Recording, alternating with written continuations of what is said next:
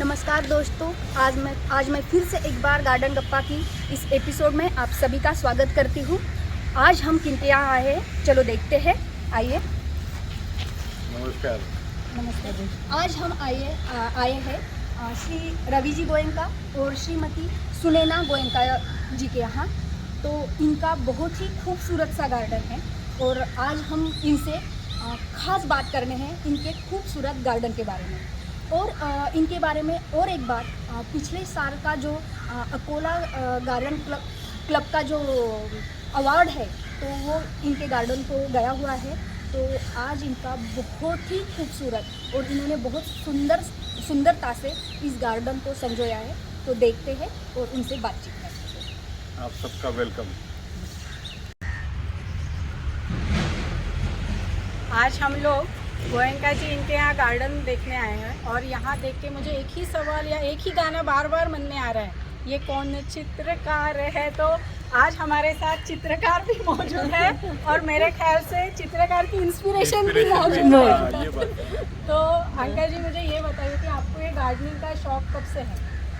Gardening का शौक मुझे 10-12 साल से है। अच्छा। और कभी भी मैंने कंपटीशन के रूप से किया नहीं जी जी। और ना ही मुझे पहले कभी इंस्पिरेशन बाहर से मिली। तो मेरा शौक धीरे धीरे कम होते जा रहा था या उसको बढ़ा नहीं पाया। उसके 2-3 वजह हैं कि जो पहले गार्डन क्लब था, माफ़ी चाहता हूँ थोड़ी दिल की बात आपके साथ शेयर कर रहा हूँ मैं। ये बोलते थे कि भी हमारे गार्डन क्लब के रूल्स रेगुलेशन अलग हैं। और जब मेरे यहाँ पहली बार आए तो मेरे हिसाब से गार्डन बहुत सुंदर था और उन लोगों को पसंद नहीं आया क्योंकि उन्होंने कहा कि आपके यहाँ गुलाब नहीं जी। अच्छा। तो मैंने उनसे पूछा कि क्या गुलाब प्लांटेशन करना ज़रूरी है।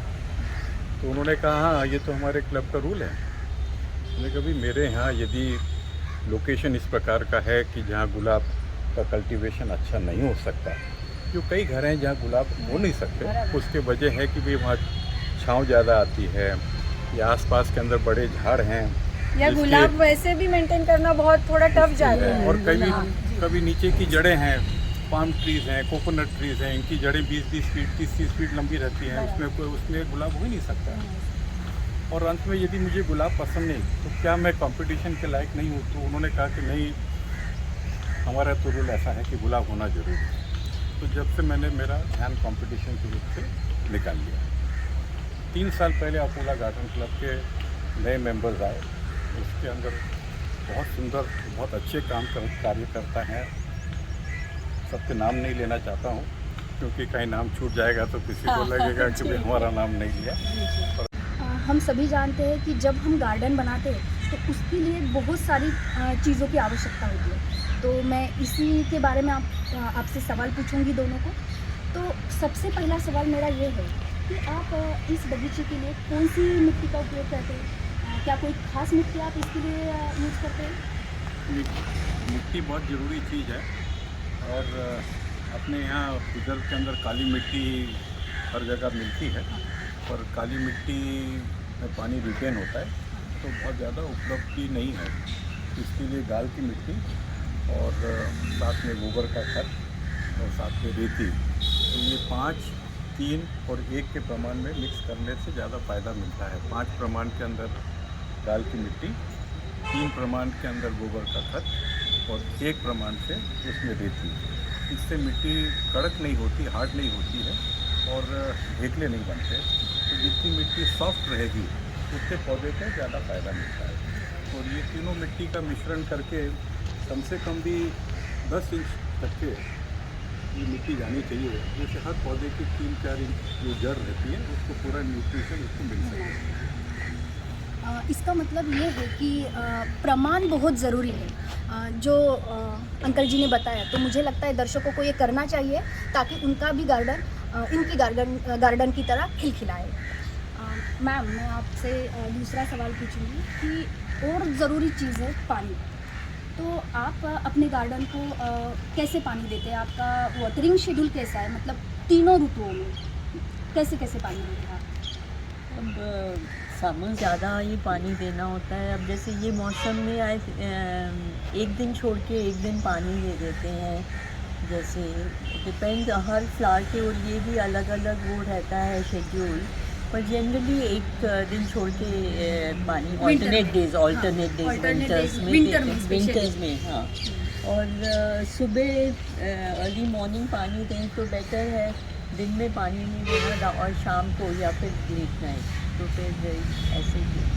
मतलब हम ऐसा कह सकते हैं कि जब भी थोड़ा सनलाइट कम हो तब अगर हम पानी दें हाँ, तो अच्छा तो रहेगा। अच्छा रहता है, हाँ।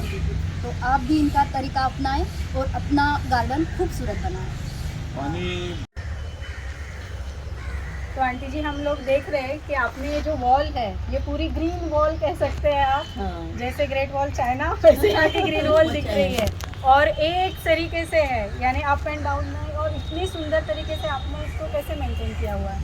बस इसका ये इंग्लिश आईडी बोलते हैं इसको, ओके। और इसका मेन ये है कि जैसे ये बढ़ जाता है तो इसको कटिंग बराबर करते रहना, एंड अदरवाइज इसमें इतना ज़्यादा उसकी ज़रूरत नहीं है। आई थिंक पानी भी बहुत कम चाहिए इसको, ये इसमें, और बस कटिंग से ही बराबर कटिंग। तो पहले आपने चढ़ाई कैसे हुई है, मेरा क्वेश्चन हाँ, वहाँ वो से तो आता है। पहले तो ग्रो किया ही था वो, नीचे से ही चढ़ाई नीचे हुई से, है ना? हाँ नीचे से, सॉइल में ही वो प्लांट किया हुआ है। इसके कहीं से मैं कटिंग लाई थी तो वो कर दिया था, फिर धीरे धीरे ये बढ़ गई है। तो ये कितने सालों की मेहनत है? काफ़ी साल हो गए इसको, मेरे ख्याल से 12 साल तो तो हो 15 गए। साल में आपने पूरे वॉल का हुलिया ही बदल दिया है एक कटिंग से।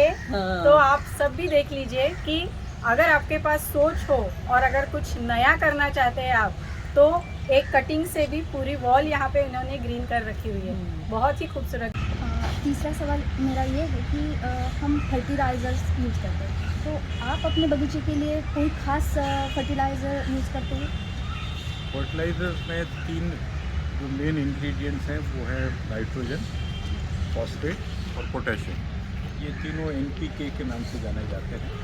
इनका प्रयोग मैं थोड़ा सा कम करता हूँ क्योंकि थोड़ी ये फर्टिलाइज़र हार्श फर्टिलाइज़र हैं जो ज़्यादा प्लांट्स को थोड़ा नुकसान भी करते हैं। तो ज़्यादा मेरा जोर ऑर्गेनिक मैन्योर पे रहता है, गोबर का खत है या सरकी का ढेप वगैरह है। और सरकी के ढेप या इस प्रकार की जो चीज़ें हैं ये कॉशियसली यूज़ करना चाहिए। यदि कच्ची हैं तो फिर ये फंगस जड़ों के अंदर पैदा करता है। तो इस प्रकार के खत को कम से कम भी अपने घर में साल भर या 8-9 महीना उसको सुखाना चाहिए, जैसे वो पूरी तरह से सड़ जाए, फिर उसका प्रयोग करें तो उसका लाभ ज़्यादा मिलता है। और एक बात कि हम देखते हैं कि हम पौधे वगैरह लगा लेते हैं, बगीचा कर लेते हैं, लेकिन बहुत बार ऐसा होता है कि उस पर डिसीज़ आ जाते हैं, कीड़े उन्हें खा लेते हैं, फिर वो पौधा बचता नहीं। तो क्या उसके लिए कुछ आप करते हैं, कोई पेस्टिसाइड्स वगैरह ऐसे यूज़ करते हैं? मेरे अनुभव से ज़्यादा पेस्टिसाइड यूज़ करना भी बहुत अच्छा नहीं है। कुछ कीटाणु तो फ़ायदेमंद रहते हैं, जैसे हनी बीज हैं। आप ज़्यादा पेस्टिसाइड सिस्टमिक या कॉन्टैक्ट स्ट्रॉन्ग पॉइजन यूज़ करें तो जो अच्छे इंसेक्ट्स हैं हनी बीज जो पोलिनाइजेशन करते हैं वो भी अपने गार्डन से मर जाते हैं। इसके लिए एकदम सॉफ्ट या लो इंटेंसिटी इंसेक्टिसाइड यूज़ करना चाहिए। कीटनाशक का प्रयोग जब बीमारी हो तो ही यूज़ करना चाहिए। कई लोग एक शेड्यूल के हिसाब से कीटनाशक का यूज़ करते हैं, जब जो कि मैं नहीं करता हूँ। मैं एकदम लिमिटेड यूज़ करता हूँ, पर जो फंगीसाइड हैं जिससे फंगस पैदा होता है वो यूज़ रेगुलर कोर्स में करता हूँ। कीटनाशक का प्रयोग कम करते हैं। लेकिन अगर मतलब वो करना ही हो तो करना ही पड़ेगा। और फिर उसमें लो इंटेंसिटी, जैसे कोई भी मोनोक्रोटोफॉस आजकल नए कंपनियों के नए नाम से आ गए, तो नाम तो नहीं जाना चाहता मैं, पर बेसिक इंसेक्टिसाइड्स जो हैं 2 कैटेगरी के उनको ही उपयोग में लेता हूँ। आजकल इंसेक्टिसाइड्स भी 200 रुपये लीटर से 5000 रुपये लीटर के आने लगे। मेरा ध्यान ये रहता है कि भी कम से कम कॉस्ट जो कि सिंपल है उससे ही मैं अपना गुजारा करता हूँ। तो बहुत बढ़िया बात है, और हमारे व्यूवर्स जो है तो उनके लिए ये बहुत फ़ायदेमंद है। तो अंकल हमने देखा कि बहुत खूबसूरत गार्डन है और बहुत ही अलग अलग कलर्स थीम से आपने इसको किया हुआ है। जैसे एक ही टाइप के कलर एक ही जगह पे ऐसा नहीं दिख रहा, हमें पूरा रेनबो शेड दिख रहा। तो हमें प्लीज़ अपने गार्डन की सैर कराइए आप। ये यहाँ से अपनी शुरुआत करते हैं जी। ये पेंसोटियाज हैं और इसमें मेरे पास में 4 वैरायटीज़ हैं। और पेंसोटिया की खुद जो ब्यूटी ये है कि इसके लाल पत्ते जो हैं ये सिर्फ विंटर्स में आते हैं। तो अच्छा 4 महीने ये लाल पत्ते या मल्टी कलर्ड पत्ते रहेंगे और बाकी 8 महीने ये पत्ते ग्रीन हो जाते ग्रीन हो हैं। जाता है जी और इनको ध्यान रखना ज़रूरी है, इनको सिर्फ छाँव के अंदर रखा जाता है और ऐसी जगह रखना ज़रूरी है जहाँ पर 2-3 घंटे के ऊपर हल्की सी धूप के अलावा स्ट्रॉन्ग धूप ये नहीं सहन कर सकते। अच्छा तो यहाँ आप देख रहे हैं कि मेरे यहाँ 4 वैरायटीज चार, हैं। एक ये बाई एक बाई है। कलर है, ये 2 ये पिंक कलर है, ये और एक है ये 3 स्टैंडर्ड कलर है हाँ और इसके ऊपर आप देखेंगे हाँ, तो ये 4 येलोइश जी कलर है। जी ये 4 कलर कंसोर्टियस के हैं। अब ये आपके पीछे या इसके ऊपर आप देखें ये पिटूनियाज हैं और ये दोनों शेड्स एकदम यूनिक कलर्स हैं, इस साल 2022 में ही इंट्रोड्यूस हुए हैं जी और मुझे ऐसा लगता है कि इस एरिया में पहली बार ये हम लोग ला सकें। ओके तो ये एक लाइट कलर है और ये ग्रीन पिटूनियाज हैं। आमतौर के ऊपर आप यहाँ ध्यान देंगे तो ये स्टैंडर्ड कलर हैं पिटूनियाज के। हाँ ये उधर मोव कलर है, ये वाइट है, उधर रेड है, ये स्टैंडर्ड ये डार्क रेड है।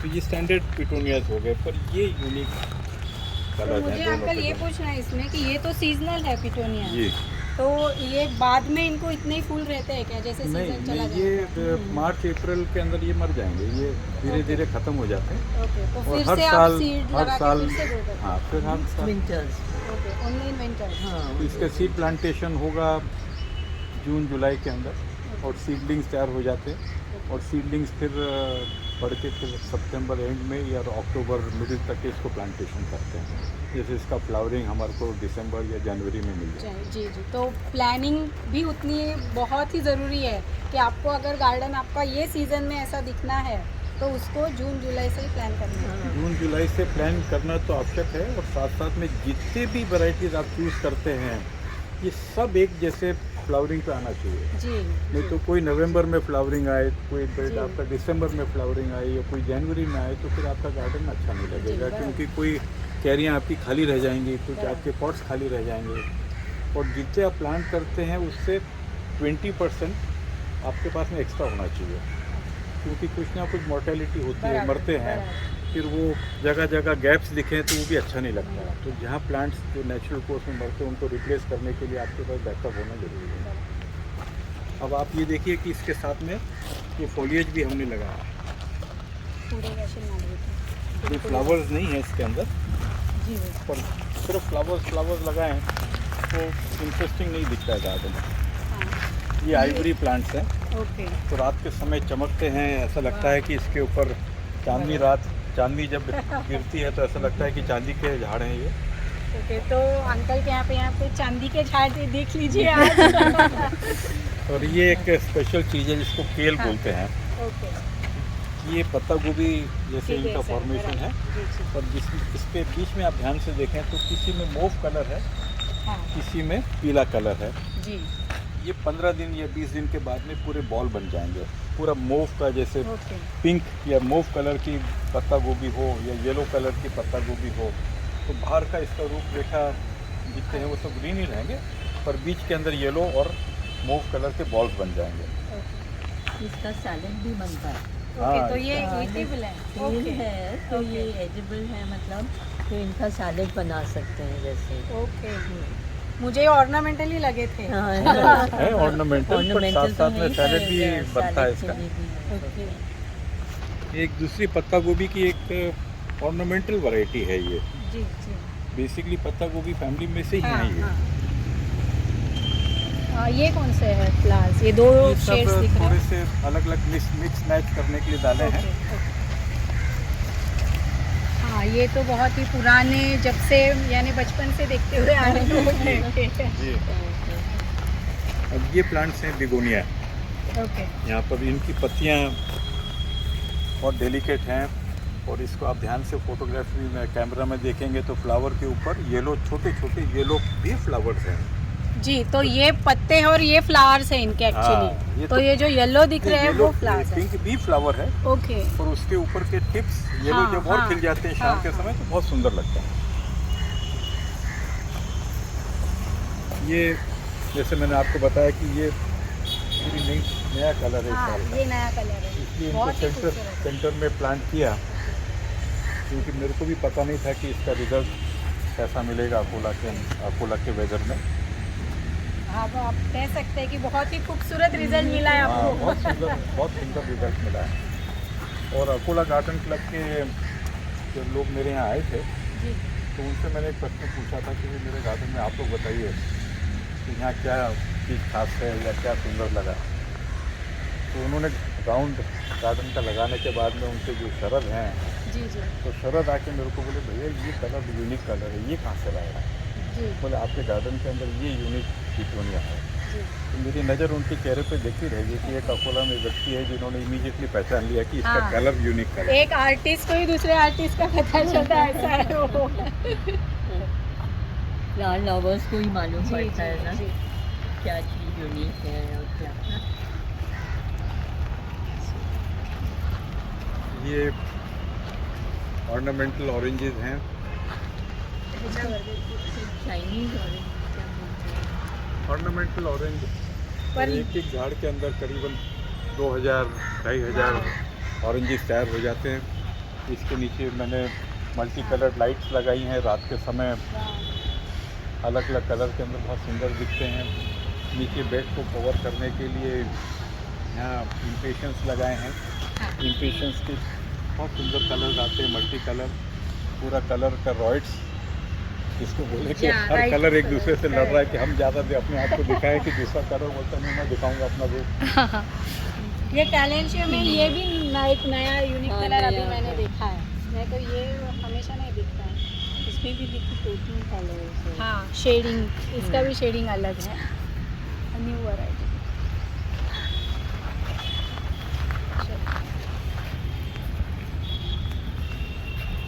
ये सब जेरेनियम्स हैं।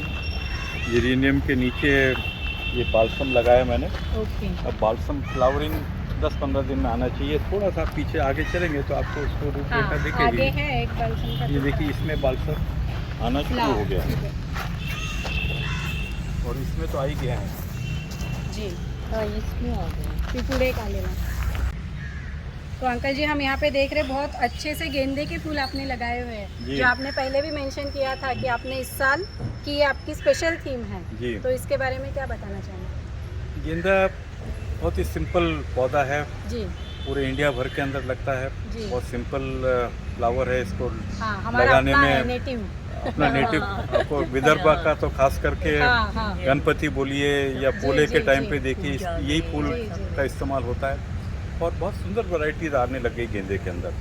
मल्टी कलर गेंदा जिसको फ्रेंच मैरीगोल्ड बोलते हैं, जी जी, उनको आप देखेंगे तो ऐसा लगता है शाम के समय कि इसमें आग लगी हुई है। हाँ, अलग अलग शेड्स, अलग अलग शेड्स है, अलग अलग उसके अंदर। एक ही फ्लावर में Sparkle। अलग शेड्स रहते जी हैं। जी जी।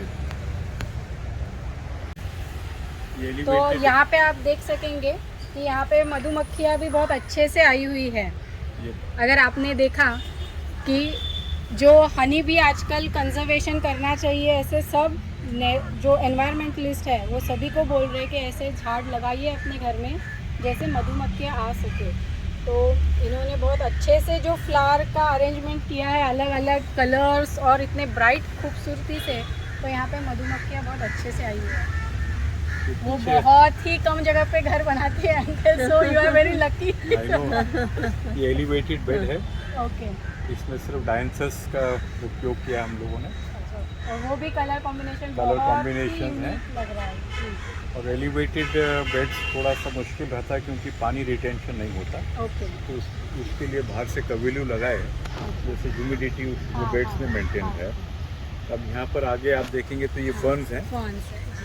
उन्होंने ये बताया फॉक्सटेल फॉन्स दिख रहे हैं ये मुझे। तो हाँ ये fox और ये भी एक दूसरा ये कौन- एस्पैरागस है मेरे को। नहीं एस्पैरागस नहीं है ये। कौन सा तेल है ना क्या? हाँ मेरे को ध्यान नहीं आ रहा। Harbinger okay, variety of fawns हाँ। अलग अलग से है। हेरिंग बोन फर्न है हाँ, ये। ओके। ये herring bone herringbone fern fern। है। ओके, हेरिंग बोन यानी herring is type of a fish, हाँ Correct। तो उसके बोन जैसे अंदर का होगा उस शेप में है, इसलिए herring herring bone. Bone fern. ये तो फॉक्सटेल। ये कौन सा है अंकल जी यहाँ पे? मुझे नाम याद नहीं है पर इसमें Okay। देखिए फ्लावर आ रहा है ये बीच में। जीजी है क्या? क्योंकि इतना बड़ा मैंने नहीं देखा है इसके अंदर बीच में आप देखिए जो फ्लावर आ रहा है हाँ ना, हाँ हाँ हाँ ये हर साल नहीं आता है। ओके कुछ एज होने के बाद में ही उसके जी जी ये तैयार होते हैं। जी बाजू में आप देखिए इसका कलर कॉम्बिनेशन, हाँ। नीचे ग्रीन है, ये हाँ। ऊपर डार्क है। हाँ तो इसके साइड में आप राइट में देखेंगे तो और नीचे फर्शी वो के ऊपर- नीचे जो ब्लैकिश है वो कौन से है शो वाले और ये अलग अलग मिक्स ऑफ कलर्स कर दिया है, ये मरून, ग्रीन। बहुत ही एस्थेटिकली वो अरेंज floral गार्डन है आपका और बहुत ही प्लानिंग के साथ देखिए यहाँ कोलियस है कोलियस बेड है ये पूरा और पीछे वाटर बेड है और वाटर लिलीज लगाए हैं उसके अंदर और लोटस भी है। जी जी वाटर लिलीज और लोटस के अंदर फ़र्क ये है, लोटस की पत्तियाँ बड़ी चौड़ी और ब्रॉड रहती हैं जी और वाटर लिलीज की पत्तियाँ छोटी रहती हैं। हाँ एक और ऐसा फर्क है कि लोटस की जो पत्तियाँ हैं ना उसमें वाटर लिलीज में आप देखेंगे कि वो स्लिप जो है वो उसमें रहता है वाटर लिली, लोटस में स्लिप नहीं रहता और ऊपर भी आ जाते हैं लोटस की पत्तियाँ। वाटर लिली की आपको सिर्फ पानी के सरफेस तक ही दिखेंगी। ये 3-4 दिन तक के एक देखिए वहाँ पर हाँ ऑलरेडी एक आया हुआ है छोटा फ्लावर सा आ ही रहा फूल। है। जी जी 2-3 दिन पहले 2-3 और थे उसके अंदर अलग अलग कलर्स के।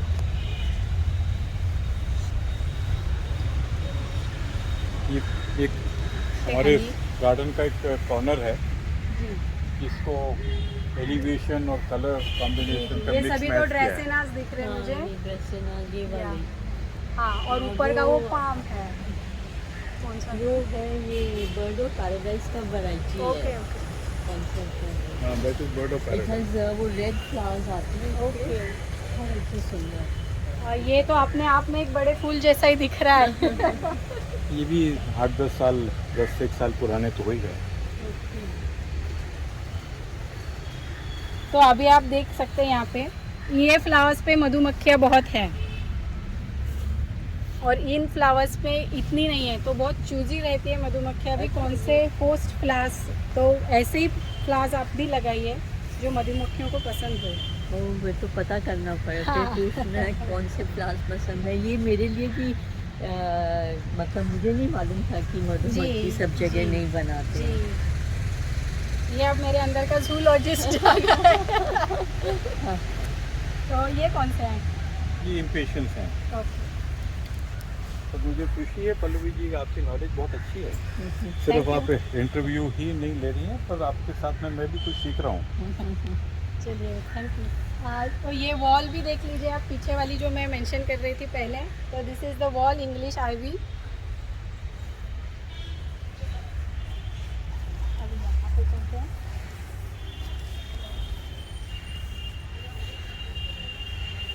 ये सब एक्सोराज हैं। Mini ixoras. और ये पीछे वाले अच्छे कोई एक लेट्यूस जैसे कुछ तो लग रहे हैं ये- इसके। ओके एक्सोराज। नीचे जो प्लांट ये बेड है ये सेल्विया का बेड है। ओके ये जो लाल है पूरे भर जाएंगे एकदम। ओके हाँ एकदम से आ जाएंगे इसके। आ ही रहे हैं। तो हम सभी ने इनके पूरे गार्डन का टूर किया है, अलग अलग फ्लावर्स देखे और कितने एस्थेटिक सेंस से यानी कौन सा कलर कहाँ चाहिए ये पूरा प्लानिंग के साथ इन्होंने लगाया है कि लिया और कहीं भी रख दिया, ऐसा इनका गार्डन है नहीं। और इसी से पता चलता है कि बहुत ही आर्टिस्ट मिजाज की अंकल और आंटी जी है और बहुत ही वेल डिज़र्व आपका पिछले साल का प्राइज़ था, ऐसे मैं बोलूँगी। बहुत ही खूबसूरत गार्डन है। लास्ट टाइम जो अवार्ड दिया गया है जी जी उसमें सबसे ज़्यादा खुशी मुझे जो अवार्ड देने वाले थे लास्ट टाइम, सौरभ जी जी कटियार साहब, जी जी जिला परिषद के सीईओ हैं बराबर। और आईआईटी कानपुर से उन्होंने आईआईटी किया। हाँ हाँ तो वैसे ब्रिलियंट है, हाँ उनसे मिलने का मेरा सौभाग्य है। पर जब पहली बार वो स्टेज पे थे और मैं बाहर बैठा था तो उन्होंने कहा कि अकोला में इतने सुंदर गार्डन होते मुझे पता भी नहीं। फिर उन्होंने एक उदाहरण दिया कि बोले कोई मिस्टर गोयनका का घर है ओके जिनका गेट खुला रहता है जी और रोज़ मैं अपने ऑफिस में जाते समय वहाँ अपने ड्राइवर को बोलता हूँ कि रुक जा जरा गेट के अंदर हाँ से हाँ मैं देखूँगा गार्डन। तो जब से मैंने उनको इनवाइट किया कि गार्डन किसी एक का नहीं होता, सबका होता है। कोई भी गार्डन के अपने घर में आ सकता है, फिर वो भी आने लगे और गार्डन का इंजॉयमेंट करने लगे। ओके हाँ, तब मैं भी जब आपके? आपको प्राइस दे रहे थे तब उन्होंने ये बात हाँ। मेंशन की थी कि हम दोनों जब भी जाते हैं आपके घर के सामने से तो हम हमेशा ये बात एकदम देख लेते, चलो कितने अच्छे प्यारे फ्लावर्स हैं यहाँ पे। तो बहुत ही फ्लोरल जो थीम वाला गार्डन है ना वो इनका है, तो आप भी ये ट्राई कर सकते हैं। अंकल जी ने और आंटी जी ने जो भी बातें आपको बताई है, अगर आपने वो बात ध्यान में रखते हुए बनाया तो आपका भी गार्डन एक दिन इतना ही खूबसूरत हो सकता है। पर उसके लिए बहुत ही हार्डवर्क, प्लानिंग, थीमिंग और उतनी केयर ये ज़रूरी है। और इनका ये इन्होंने गार्ड को इंस्ट्रक्शंस दे रखे हैं कि सुबह 5 बजे गेट खोल दिया करो, ओके तो जिससे कि जो आते जाते हाँ, लोग यू हाँ, नो हाँ। They can enjoy Enjoy the view at least. Yeah, yeah, right. The flowers. हमने देखा कि आपने बहुत ही अच्छे से गार्डन आपका मेंटेन किया हुआ है, तो अगर मुझे ये शुरुआत करनी है तो मेरे लिए जैसे बिगिनर्स के लिए आप क्या टिप्स देना चाहेंगे? टिप्स में नंबर वन तो मैं टिप्स में नंबर वन मैं ये बोलना चाहता हूँ कि बहुत ऊंचा स्टैंडर्ड सेट ना करें। ओके गार्डन को बेसिकली सिंपल ढंग से प्लान करें। ओके दूसरा टिप कि 5-6 वैरायटीज़ के ऊपर ज़्यादा प्लांट ना करें। 5-6 वैरायटीज़ के ऊपर करने से फिर मैच नहीं होता, फ्लावरिंग एक साथ में आएगा नहीं और गार्डन के अंदर सुंदरता कम हो जाएगी। जी जी जी तीसरे टिप में ओवर क्राउडिंग नहीं होना चाहिए। बहुत से लोग नर्सरी में जाते हैं और जगह जगह से प्लांट्स परचेज करके लेके आ जाते हैं और अपने घर के अंदर जहाँ जगह मिली वहाँ भर देते हैं। जी तो ये ओवर क्राउडिंग भी उचित नहीं है। 5-6 चीज़ें इस प्रकार की छोटी छोटी चीज़ें ध्यान दें तो अपने आप ही सुंदरता बढ़ जाती है। बढ़ जाए।